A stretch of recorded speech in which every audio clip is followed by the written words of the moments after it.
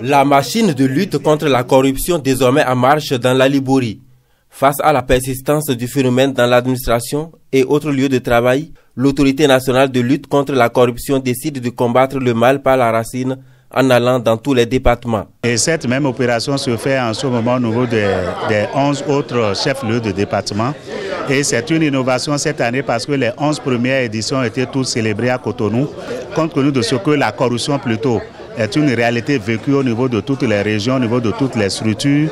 Nous avons entendu cette année utiliser une nouvelle approche qui consiste à décentraliser, à départementaliser la célébration des manifestations officielles de cette journée-là. La présente journée de lutte contre la corruption constitue donc une occasion pour mettre en lumière la problématique de la lutte contre la corruption et réaffirmer la détermination des différents acteurs concernés par cette lutte.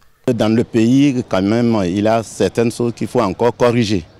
Et par rapport à ça, on a compris que les élus, surtout au niveau de nos localités, on a compris que jusqu'ici, ils ne sont pas prêts pour accompagner le développement dont nous parlons.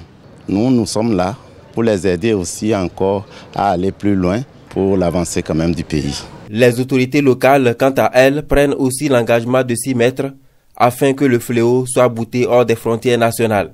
Les autorités que nous sommes prêts, nous sommes engagés, nous ferons tout ce qu'il faut. C'est vrai qu'il peut y avoir des obstacles, mais on aurait au moins eu le mérite de faire en son temps ce qu'il faudra et nous engageons à le faire.